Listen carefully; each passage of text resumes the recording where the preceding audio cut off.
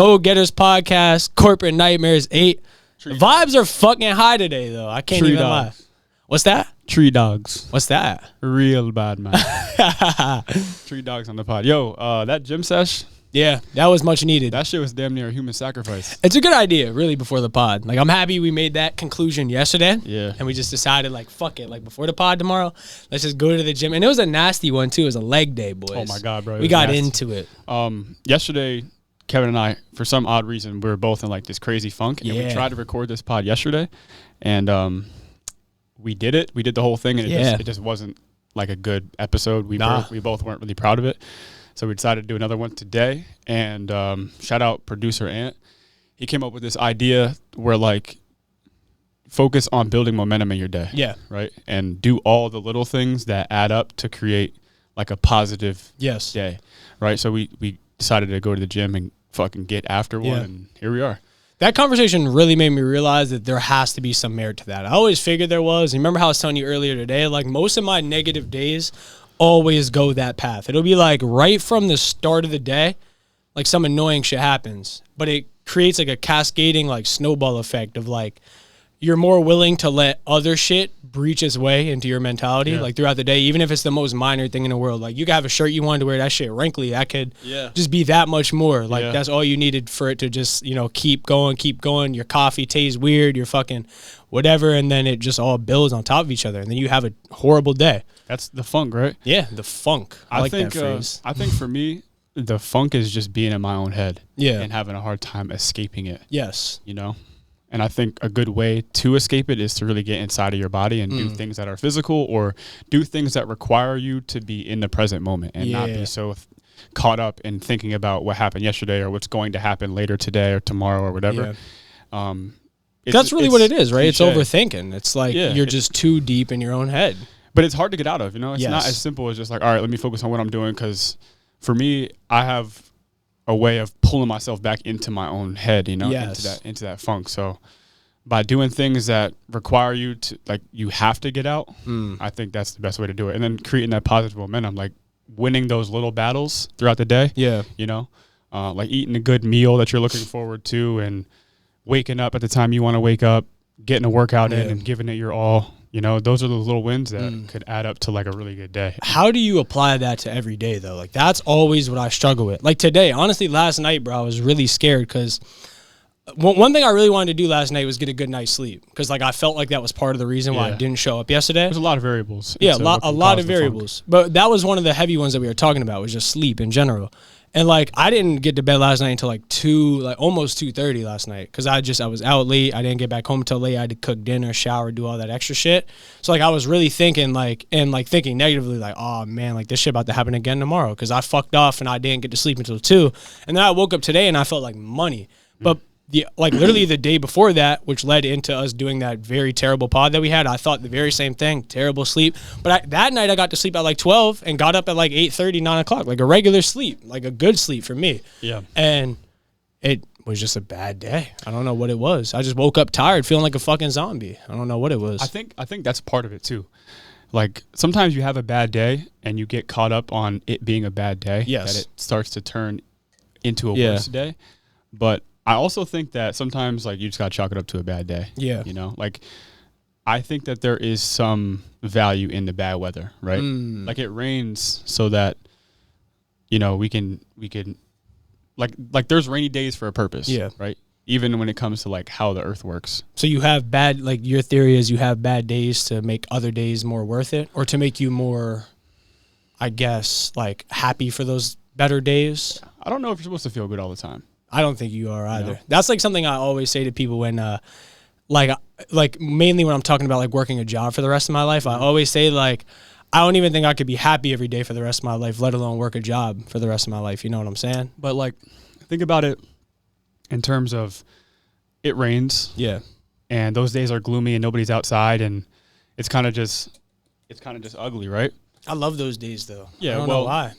It kind of translates into like the human existence as well. So like it rains, but there's a reason for it. Like plants need it, the wildlife needs it. So there's purpose in that. And I think that applies for us as well. Like when we have bad days and bad times throughout life, I think that could really give maybe like a fresh perspective and maybe appreciation for when it's sunny outside or when you have a good day. Yeah. You know, it's like something to relate to. Like, this is a good day because you've had a bad day. You know, you can kind of compare them to each other.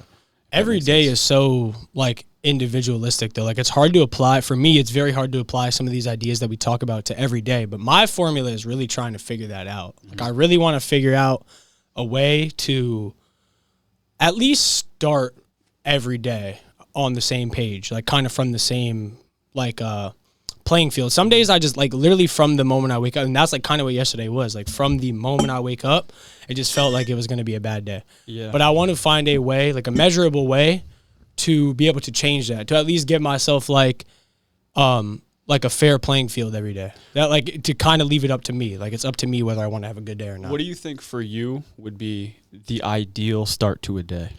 If you had to like map it out for you to have like the best possible day you could. I think though, like, this might not work in theory because like if you do it every day, it probably would dull at some point.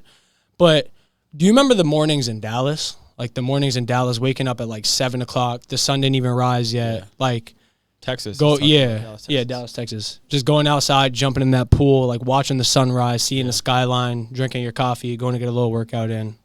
Like, with the view though, like just seeing the sunrise, the birds chirping, seeing planes flying in the sky, like that was awesome. Like, every day I felt like $1 million waking up down there. Like, I felt like every day in Dallas, Texas, for those 7 days that we're there, like I can conquer the entire world every single day. So that, I guess, would be my ideal. I feel like the morning is a good opportunity to prime for the rest of your day. Yes. You know? Like, you get up and you either work out or eat like a really good breakfast that you're excited to have, or maybe, I don't know, some people have different ideas. I think for me, the best possible morning, and this is kind of like funny because I don't always do this. Yeah. It's actually often that I don't do this, but wake up early because you feel good about waking up early. Maybe get some type of workout in or take Jack for a walk, and then eat something really good. Maybe meditate. That'd be cool. Maybe meditate early in the morning, get like a good fresh blank plate, blank slate for the rest of your day. Do you notice like days that it's not really like that? Do you have a higher likelihood of having a bad day? I don't know. I can't really. It's hard to put a pattern to it. Yeah. Sometimes I think just bad days happen. Yeah. No, that's kind of like somewhat of the conclusion I came to, because that's like, I was trying to think about the start of my day specifically, and they don't change very much. Like I was saying, like typically when I'm having, or when I feel like I'm going to have a bad day, like it's from the rip. Like it's from like the initial wake up. Like for some reason, I don't know if I was dreaming some fucked up shit I don't remember or what it is, but I just feel like I wake up and my energy is just not there. Like some days I wake up and I'm so happy to be awake, like fucking just so happy to. But I also think and this might be a problem for a lot of people too, I definitely still have a hard time waking up in the morning. Like, you know how some people like love life so much every morning they can just dive out of bed, like fucking rip the blinds open. I still struggle with that. So I wonder if that has something to do with it. Like there's mornings that I wake up and like I feel like I'm extremely pessimistic towards everything. Like I'm not really excited for anything during the day. Honestly, I kind of dread most of shit, but that's like the days that I know it's going to be rough. Yeah, that's a hard thing to balance because, well, for me, I want to wake up early, but I love to sleep. Yes. And when I sleep in, I feel guilty that I slept in. Yeah. And then I miss like a bunch of time for productivity in the morning. Yeah. But then when I wake up early, I'm like, damn, like I really wish I was still sleeping right now, and I'm kind of groggy, so it's kind of hard to balance those two things. Go ahead. I think you have to like embrace the suck of like it being groggy for a while to get used to it. I think it's like a thing you have to endure for a while in order to get used to it. I don't think I ever really had a consistent sleep schedule. Me neither, like, you know how some people like they can go for like months to like a year with like having like a very similar sleep schedule. Think about school though and work. Yeah. I mean, that's probably as consistent as it's going to get, right? But I know like me, like I have nights where I'm so not willing to go to sleep that I will like not even force myself, and my body would just refuse to go to sleep until like 2 a.m. Yeah. I just love the night so much. Like I know like we've had many conversations about that. Like that's the one time in the day where it's as honorable, like after a good successful day, it's as honorable as it could be to just fucking fuck off and enjoy your life. You know what I mean? Yeah. So I love that part of the day. Like when you get to, like when you know you conquered the day and you get to go home and just chill. But then like I never want to cap it off on that. Like I want to like enjoy that or milk it for as long as I possibly can. And then that leads into me getting terrible sleep and then waking up later, and then maybe that affects my next day rather than like just cutting it short, enjoying my time, and then that's what kills the momentum. Because one, it's weird because some people are morning birds, or early birds, and some people are night owls, right? So it's like some people prefer to wake up early, some people like to stay up late. I think that honestly, naturally, I like to stay up late. Me too. You know, I'm not really naturally an early bird. I've never really been. I wish I was. I'm hoping to become that, but I'm a night owl for sure. That's the thing that you said though, because like you'll get all this shit done, and then you want like there's something to relaxation. Like you have to have that time to like kind of decompress from all the shit that you're doing and all the stress that you're handling and all the problems that you're solving. But that can dull the next day, and like it could stop momentum from like building up and compounding. You know, I think you and I were just talking about these. You ever hear them Whoop things, them Whoop straps? Yeah, bro. Those Whoop straps are badass, bro. I just got an ad for them on my phone yesterday, and I was looking into it because it really seems interesting to me. And I would like to know what you guys think about this Whoop, too. come sponsor the podcast right now. Apparently, like, they will tell you, like, I don't know if Apple Watch has anything similar to it, but it'll tell you, like, it'll give you a grade out of 100% of, like, your recovery the night before. Yeah. So, like, and I don't know how it does it. Like, I really don't know the science behind it, but, like, it can tell if you got 3 hours of sleep versus like your full 8 hours of sleep, and it'll give you like a red, yellow, green percent grading, like of a circle. Like you had 93% in the green recovery last night. Yeah. So like you wake up and you feel awesome. I wonder how like they probably do heart rate because like probably in different stages of sleep, your heart rate probably changes, right? But I wonder how they measure recovery though. Can you try to look into that, Brian? Like how the Whoop fucking thing? Brian, show him your camera too. Oh, my guy. That was Xavier yesterday. You guys will probably never see that. It's in the archives. We're gonna have to put it for like a drop in a year. I think that Whoop strap also recommends like how hard you should grind the next day too. Like how intense your workout should be. It'll tell you the recovery that you got from the day before. It'll tell you. I believe it'll tell you when it feels you need rest too. Like if like it detects. I don't know what the fuck it detects, but it'll detect that you need rest. I don't know. I really don't know everything that goes into it. But when I seen the thing about sleep and recovery from the Whoop strap, I thought it was very interesting. I wonder what David Goggins thinks about the Whoop strap. I know Joe Rogan loves them. Yeah. The only problem with the Whoop strap is that he actually pointed out was I guess they came out with like a new update where like and again I don't want to speak out of school because I don't really remember, but it was like asking for some very weird like what's the thing that like you have to do when you're signing up for like any platform or something, like the terms of service. Terms of service. Like they had like a terms of service update that was like really weird, and it was like going to measure other things that like I guess weren't as important, but like people were kind of weirded out about. I don't really remember what it was, but I know there was some kind of terms of service update with the Whoops that like the people weren't really a fan of. And I don't remember what it was though. I'm pretty sure they work on a membership basis too. Whoop straps, which I don't like. Yeah, that's kind of stupid. Well, I mean, I guess it somewhat makes sense because when I was looking into them yesterday, I think they're really only like $50. So like that kind of makes sense. Like 50 is not bad for like what that thing seems like it can do for you. Yeah. I guess it's because, well, I wonder how they work. Do you have anything on that? What is it called? I'm kind of trying to find more like reviews and stuff like that. Yeah. But I was just looking into the fact that it's like a membership thing. You can apparently use it without the membership, but it's extremely limited, and it's just like a lot more like hands-on than I do it for you. Yeah. So it does seem more like it's kind of like, hey, pay us and we'll do it. It's not like something that you could just leisurely use. Well, if you do, then you'd have to like really try for it. He and I were talking about that in the gym today. Like, how fucking shiesty are monthly subscriptions? Like, they're so shiesty. But it seems like there's no way to like compete against that business model nowadays. Yeah. Like, it's just everybody's doing it, and it seems to absolutely maximize like profit. So I don't think anybody's gonna change it. I mean, it's definitely shiesty, but in the sense that like, it's also kind of nice. Like, let's say, like, a product is worth $150. Yeah. Right? And the monthly payment for it is $20. Yeah. Let's say you pay that $150 and you use it for, like, 4 months.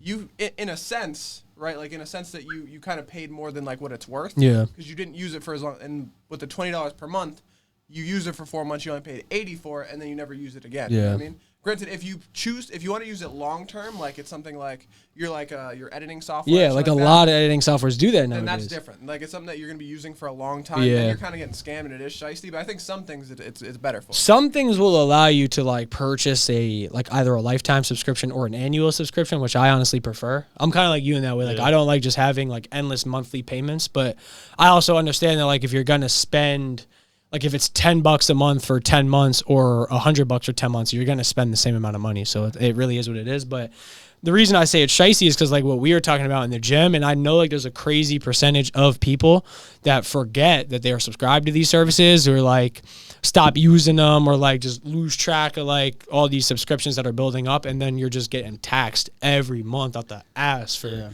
bunch of subscriptions you might not even use no more. I'm very hesitant to sign up for anything that involves a monthly subscription. Yeah. Unless like it really seems like it's worth it. Like Canva, for example, like we use for the pod, like that's something like that became a non-negotiable. Like the moment we weren't able to use it for free anymore, I was like, they got us. We got to use it. Like we got to spend that subscription. I don't know if I have any monthly subscriptions. I know that there are some that I forgot about that caught me later. Like I was like, damn. Yeah. And they already took it out of my account. And to tell you the truth, I didn't really like want to go into trying to cancel it and get myself reimbursed. So I just was like, all right, I'm going to do it next year. I have 3. It's literally my gym membership, PlayStation, and Apple Music. PlayStation I have.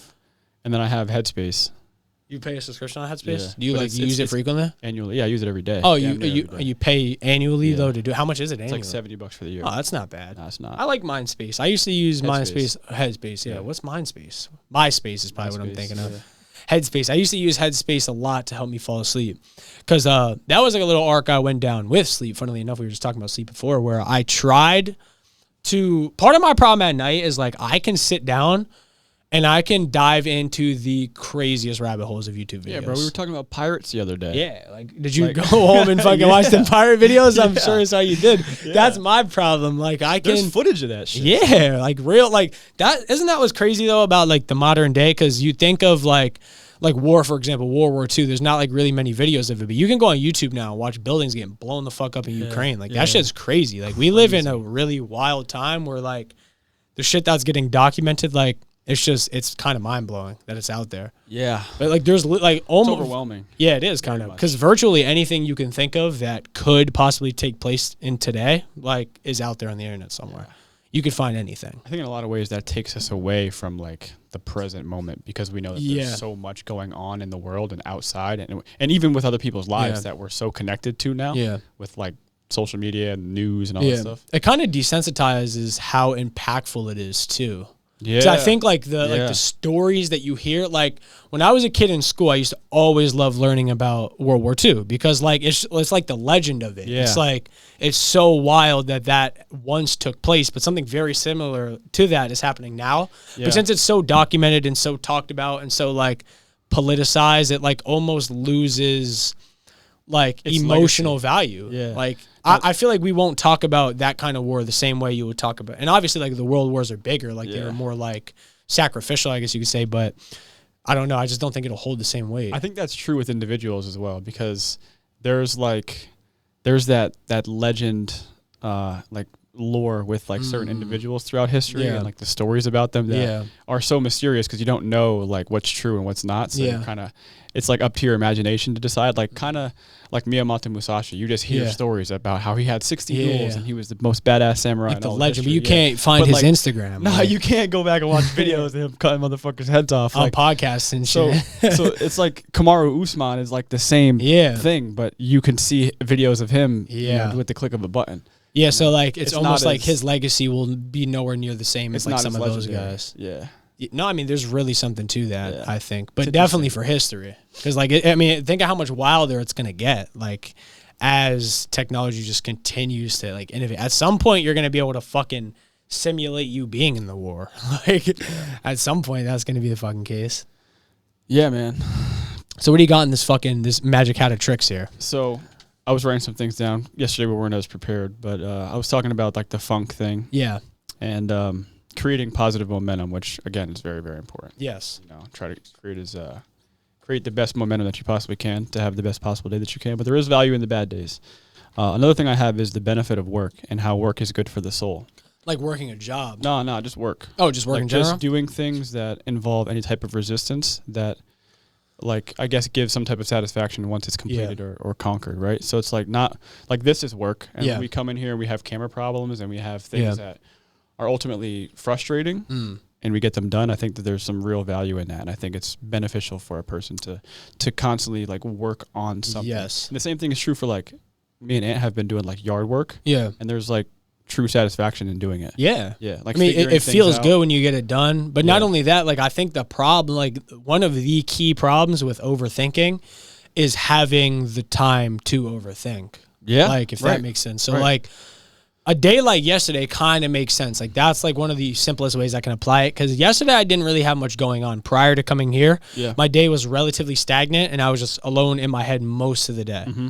So, like, I think when that's the case, it's a lot easier to, like, fall victim to that trap of negative thinking. Yeah, when you just have all this time to either think positively or negatively, but I'm already thinking negatively, so I'm just going to let that consume me. But you have the time to do so. But with work, you're so invested in it that your primary focus is solving whatever problem that's currently in front of you. And I like this quote by Drake. He says that a good life is an exhausting one, right?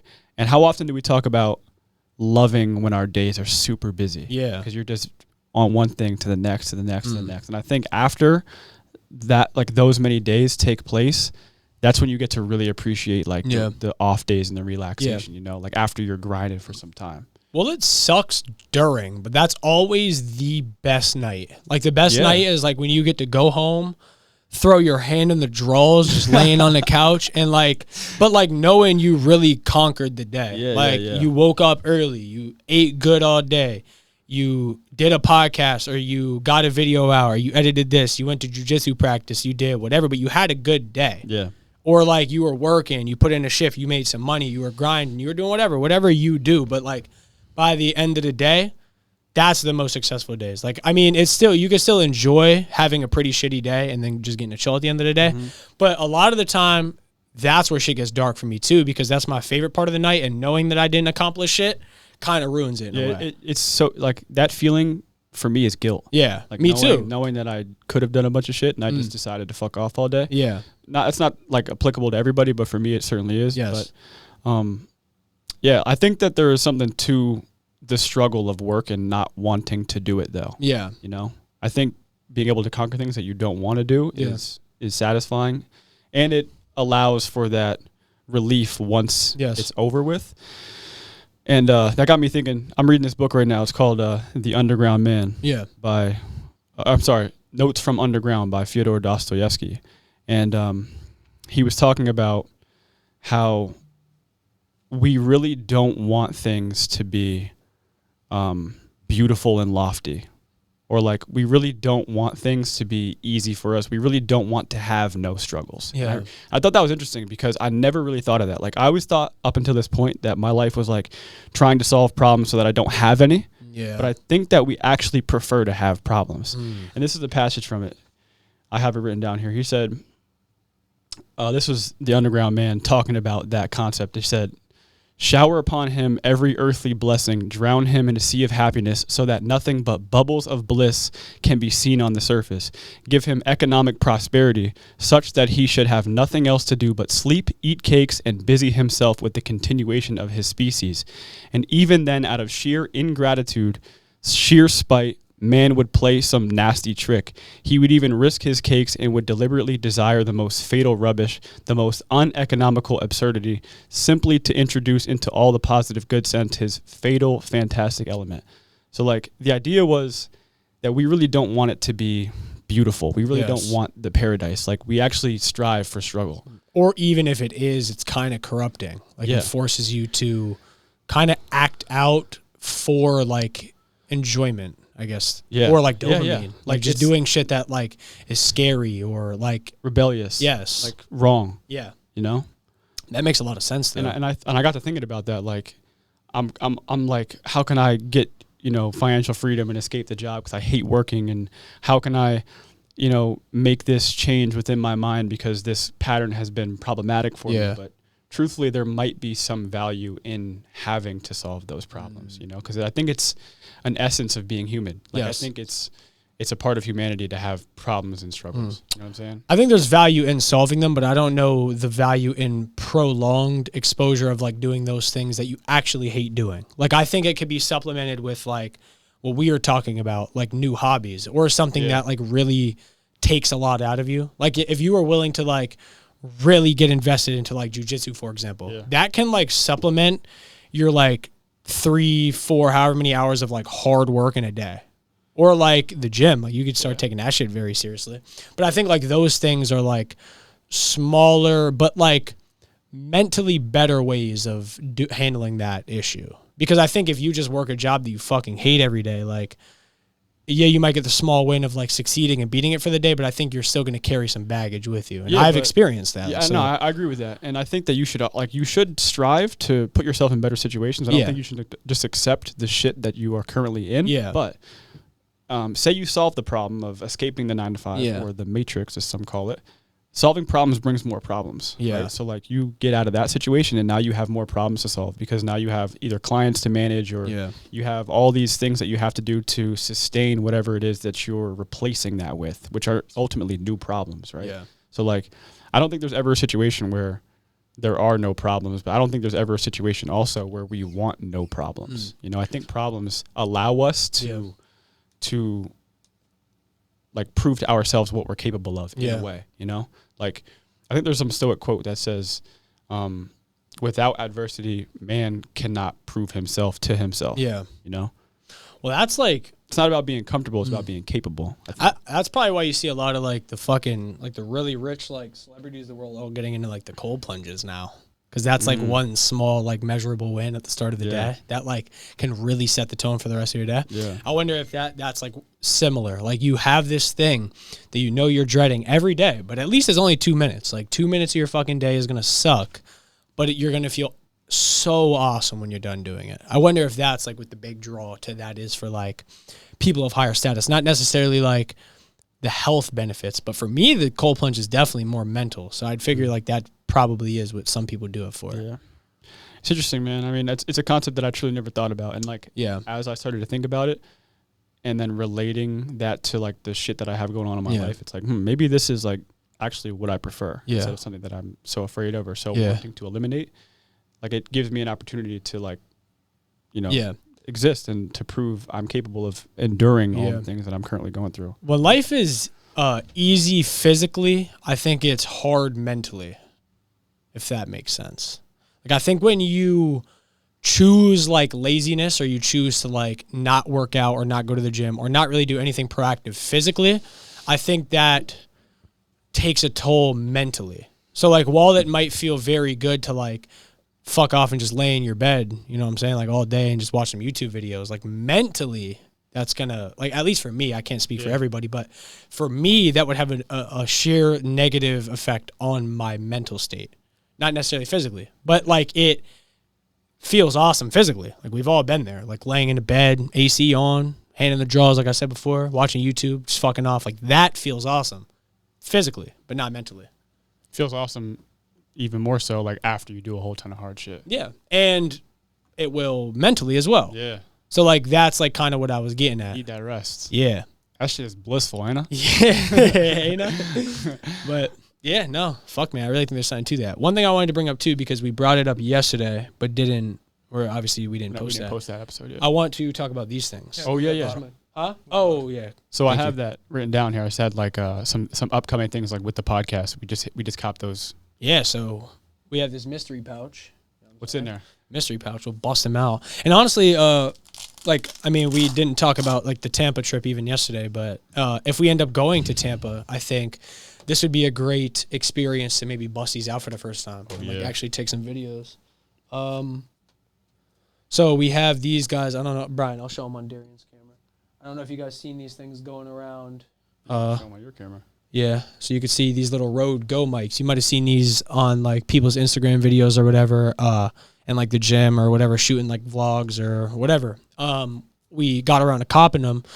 Pretty penny. These fucking things are pretty expensive, but Not much. Go ahead. I think they're like it was like 250. Yeah, these things are like 250 for the viewers. Maybe brand new. Yeah, for the viewers. So like, let us know what you guys would want to see. Obviously, we got these mics so that we could shoot regular videos going forward as well, because it's something like I vocalized that a lot behind the scenes, but like one of the main reasons I fell in love with the idea of content creation was for video creation, like on YouTube. It's always what I loved. So like, obviously podcasting is similar. It's not the same thing. It's a little different, but I've always wanted to do some shit like that. So I'm happy we took like a measurable step in like getting something that we needed to make that more of a reality. Because now that we have these, besides like getting like the only other couple of things that we need for like this podcast and this YouTube channel to be extremely successful are like a really good camera and a really good computer. Well, I think we also need a little bit of some funds. Oh yeah, because we need we have a lot of like travel opportunities coming up. Like, bro, we're in talks with some really wild folks. Yeah, but it's just about logically figuring out how we could fly out, set it up, and make it happen with all the things that we have going on.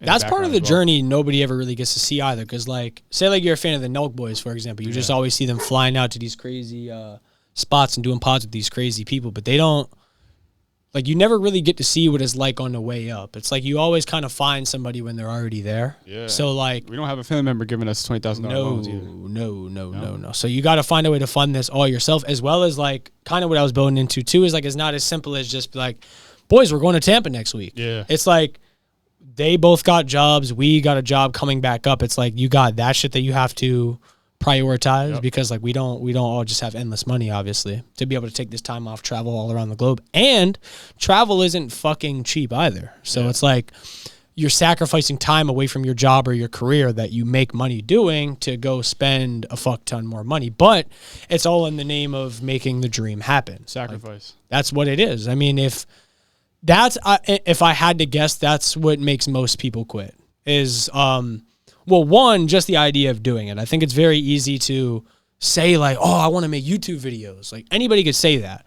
The first step is actually doing it. Most people aren't willing to do that. But if they are willing to do that, and you could be a little proactive in being like having a schedule with it, getting a video out every week, 2 videos out every week. I think the following problem is funding. That's probably a problem everybody runs into at some point. Because if you want to create anything in the media space, unless you want to completely bare bones it, but like in today's day and age, it's like you have to almost be willing to buy whatever to like keep up with the demand of the market, if that makes sense. Because people are just doing such wild things with video creation now and YouTube videos. Like Mr. Beast, for example, he's spending millions of dollars, hundreds of thousands of dollars on YouTube videos. It's like the average Joe wanting to come up on YouTube cannot do that. Yeah. So like without the funding, I mean, it makes it a lot harder as well. Luckily, I mean, we are a bit luckier than most people, but we got some shit though. Yeah. I mean, but it's piece by piece though. That's another thing that people don't understand. It's like you might find our podcast today with a clip that we make, but like you didn't, episode 1. Yeah, you didn't see when the mic stands were on the table, or when we were using USB mics plugged into a laptop, or before we had lighting and it was dark as balls in here, or when we had one camera dark as balls, or we had one camera and we were shooting a very bland one angle pod for 2 hours. Like you don't get to see none of that. So like for the average Joe, like I think the product always makes it seem easier than it is, but the real path behind it is it's not that simple. It's not. Like it really takes a lot of time. We've been at this for over a year now. When you first started it, where the fuck do you think you'd be in a year? Probably having 1 million subscribers, hella bread, out in Barbados, living at large. But it's just that's not the reality of doing anything like this. It takes time, but we just hit 800 subs. Yeah, we did. That's tough. So shout out to every 8 one of you fucking savages. Get us to 900. Yeah. You know, one step closer to 1,000. That's one more 100 down. Oh, man, once we hit 1,000, bro, we got to do something cool. 1K, yeah. Have like a fucking GG pod birthday cake or something. Bless you. God bless. Thank you. But definitely. Some travel pods coming soon, man. I'm really excited because honestly, like what this already gave us is unimaginable. To tell you the truth, like fuck the Barbados shit. Like in the past year, just with this podcast, it's given us so many cool opportunities and experiences that I could never get back. And development. Like think of how much you developed as a person already through having to do these things, let alone what'll happen to you as it gets that much crazier. Yeah, man. I'm excited. I'm excited for the journey. That's what it's about though. Yeah. It's about the journey. And that is very hard to like internalize. Like for me, it's like I have such a hard time getting caught up on like instant gratification. Yeah. Like I know I've been talking to you about that. Like I fell recently into a trap, and I know a lot of content creators experience it, but I fell into the trap of views and comparison. So like for me, that was like very bad. And I kind of had to step away from that because I got to a point where I was focusing so much on like instant gratification, putting a pod out on Thursday, seeing it with a couple hundred views. Let's go. Yeah. That's fucking awesome. But it's very mentally draining, especially when it doesn't do what you expect it to do. Because, I mean, you know as well as I do, like some of the pods that we expect to be fucking banger episodes turned out to do worse than episodes that we didn't think were going to do that good. So it's very hard. It's very hard to know. I think it takes a lot of experience until you really get like a grasp on that. Yeah. But I know that that's a problem most content creators have to experience. It's like falling victim to that comparison of like comparing your views to other people, as well as like feeling like you should have more than you already have. Because I feel like that's not the case either. Well, I think that part of this experience is being cursed with ingratitude. Yes. Like I think if you can just make it a habit and remind yourself to like constantly be grateful for what you have and what you created and what you've already built, then that's the way. That's fucking hard too though, right? It is, but I think it's like anything else. It's a skill you could develop. Yeah. Like it's like a muscle that you can grow. Like if you can just, there's 800 of you guys that click that button. That's fucking crazy. That's, I remember I had that realization like one rememberable time. And I think I brought it up to you guys when we were talking about like the stadiums. I think I brought it up. Oh yeah. I remember though, I actually think I talked about this on a Corporate Nightmares episode before, but I'll say it again. I remember one day I was at work and I work at a school. So like I was in a gym with like a lot of people. There was a lot of people in there, but I believe I heard out of all the students that were there that day, there was only roughly like 200 and something people in attendance. And seeing a room filled with 200 plus people is insane. Yeah. Like when you think about that number or like that many people watching your show, but then like you multiply that by fucking whatever. And then you got 800 something people watching you. And then imagine a room filled with 800 people. And then like that gets even crazier. But then like the problem is seeing a room filled with 200 people and how mind blowing that is. In the back of my head, I still always think like, man, we deserve 10K. Like we deserve 10K subscribers, like 50K, 100K. Like that's what we deserve. But it's like that number is so like unfathomable. Yeah, like for the fucking human mind, we get detached by numbers. Yeah. Like I think the idea of numbers, it becomes just a numbers game. It's not really about the actual implication of each individual that you challenge to click that subscribe button. Yeah, I don't know, man. I battle with that as well, but I think for the most part I do a pretty good job at just like I'm just doing a podcast. Yeah. You know what I'm saying?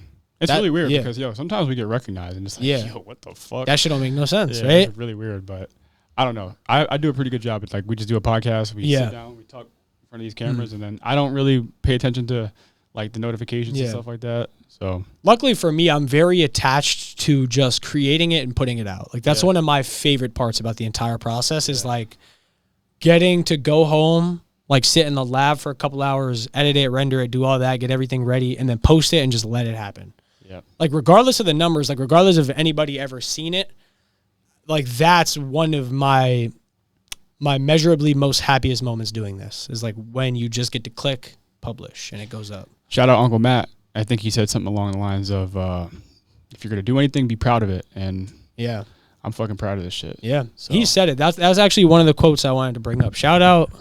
What's the name? It's just the Mad Sax pod, right? See you in December. Yo, I gotta go piss really quick. All right, see you in December. Go ahead. I'll talk about what I was saying.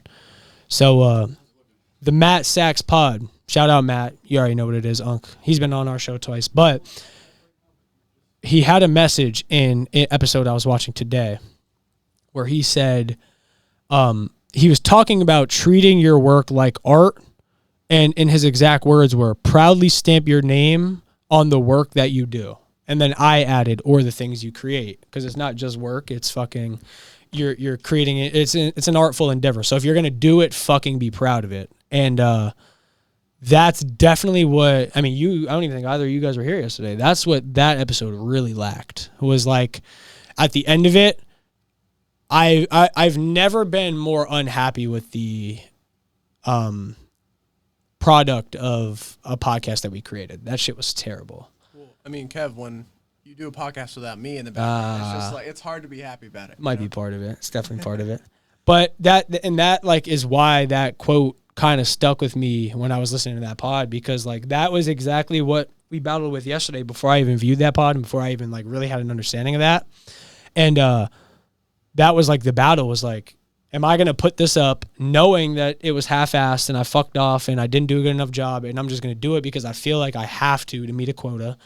Or am I going to recognize that I'm not proud of that work that I just put in and do something about it and fucking change it?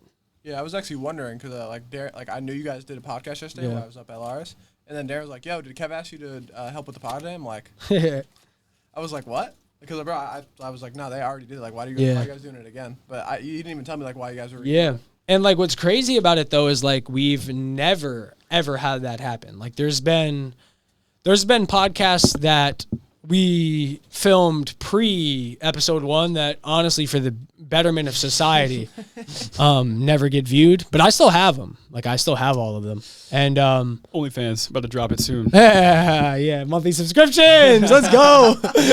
But that was like the first time that ever happened in the fashion that it did, and it was crazy. I was telling them how it was wild symbolic how it happened because I was watching that pod with Matt today, and where he was talking about treating your work like art.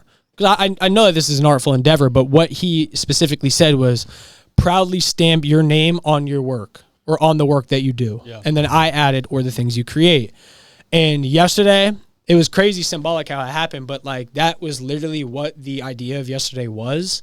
And then I watched that pod and I thought it was pretty crazy. Yeah. Like, I'm very happy with the decision to not put it out because I was just saying before, like, I was severely unhappy with it. I would have felt like that would have been, like, the complete opposite of the corporate nightmares. Like, that would have been corporate, putting that video out. Yeah. Like, just doing it because you felt like you had to or you had to meet a quote. Yeah, Jack just ripped some. Jack just let some shit rip. Come on, dog. Golly. I know, that's a real golly shit right there. You must have to go to the bathroom. Well, but that's what that was. So like, I'm happy that didn't get out. If this video hits 30,000 likes, nah, I'm joking. We should do like one of those secret little giveaways. Right here? Yeah. We want to give away. If you comment, let's think of something absolutely absurd. If you comment, what do you got, Brian? I feel like you got something. I actually don't. I was trying to switch to you, and I switched to me. Now you're over there, son. Type, fuck, bro. I got to get something good for this one. Yeah. Do $25 to your Venmo account. $25 to the Venmo of your choosing. If you comment under this video, meet the wizard. Meet the wizard. That was the topic of today. With the wizard emoji. Yeah, but we have to think of an absurd emoji. An absurd emoji. Let me find one. So meet the wizard with the wizard emoji. All right. And then think of another wild emoji. Meet the wizard. We'll even put the emoji of choice on the screen when Kevin decides which one he wants to use. So we'll do. You don't know which one we're talking about. So we'll do the wizard, and then we'll do the fucking bonobo chimp or whatever you fucking call those things. Okay. You don't like the bonobo chimp? Or that's tough. Oh, you do? Yeah, all right, tough. so yeah, right, that's what we'll rock with. Yeah. Is there any way I could blow it up though? Like, how can these guys see what I'm referring to here? Can I see?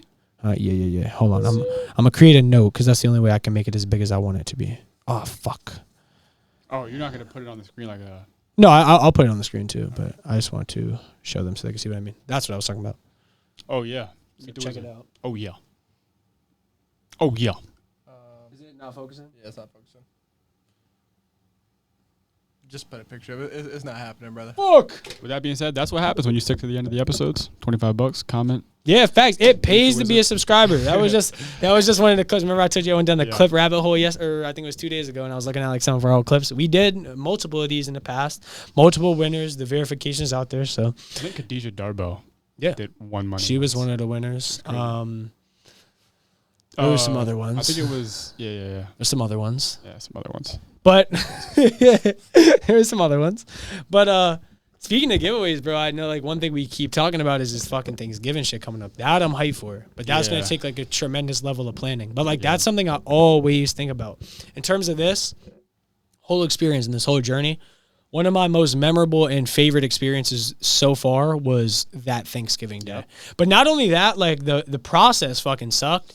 But Like seeing, if you look back on it, it didn't suck. It didn't. It was lit. And we've had that conversation numerous times too. But like in the moment, I'm sure y'all remember like your backs and wrists are starting to hurt from fucking dishing out food. Remember being in that kitchen just beating a pot, bro. I remember like I couldn't even. I was hardly able to see, bro. Like going to bed, and then we finished it up, and I remember how relieving it was to be done. And then like we came right here, did a podcast with Cam and Eli. Yeah. Cam was just asking me to get back on the pod too. So Eli asks me that every time I see him. And then like actually going out there and doing it. And like what's awesome this go around is like now that we have things like these road mics, one of our biggest ideas last time, what's this thing all about? I don't know. I was hiding. One thing we didn't really account for last time, like we shot a bunch of videos, but we didn't have like really any good audio. The audio was terrible. So now that we have these, it should work out way better. And like for travel videos too, we did the same thing in Dallas. We shot like a bunch of videos while we were in Dallas. I was really happy with a lot of it, but again, just terrible audio. We just were a bit more inexperienced at the time. We thought we would have it a little bit better than we did. But now that we have these, I think it'll work out very well. Innovation. Combination. I'm Gucci. Good? Yeah. All right, boys and girls. This is awesome. I'm fucking really happy we did this again. Episode 8. I love Corporate Nightmares episodes. Check out the website. Go getters. E-commerce functionality. Show them the back too. Oh shit, yeah. Gotta show them the back. Show them the gyat. The gyat. Gyat. Yeah. Can you see it, Brian? Yeah, that's good. Phase 1. Let us know what you guys think about the shirts. I know we got a lot of good feedback from them. There's a lot we want to change, a lot we want to do better with them. But that's a 1 of 2 concept that we have right now. And if you guys enjoy it, let us know. We'll drop them motherfuckers. But with that being said, we love you guys. Make sure you like, subscribe, share with a friend. Use promo code Meet the Wizard, Wizard emoji, Bonobo Chimp. Oh yeah, for a free shirt, $25. $25. All right. Don't you have an extra one of those free? Don't you have one? Maybe we can. Shirt. How can we get somebody a free shirt? We can get one made. Whatever. Yeah, fuck it. We can get a shirt made. So yeah, how do we get somebody a free shirt? Another one. If you do that, you want to give another one? That's $25. Free shirt, something new. Brian, come up with it. Come on, Brian. What do they got to do? Bill Gates. Something absurd. Make them post a video on their IG story of them doing 15 jumping jacks. 15 burpees. Free shirt. That's tough. And then tag the GG pod. 15 jumping jacks. No, I'm kidding. Nobody's going to do that shit. If you do that, you're a knucklehead. Yeah. I mean, just have them comment, Bill Gates did 7-Eleven. Bill Gates did 7-Eleven. You guys heard it here. Bill Gates did 7-Eleven. We love you guys. Like, subscribe, share with a friend. I'll say it again. Come on, get us a 900. We love you, motherfuckers. Yeah, real quick, should it be 2 different people that do this? Or can it be the same person? I mean, it depends. If you're a real soldier, you watch if you're a real soldier, fuck it. Yeah, you get both of them. Fair. Both of them. All right, but yeah, guys, we'll see you in the next one. We love you guys. Peace. Peace.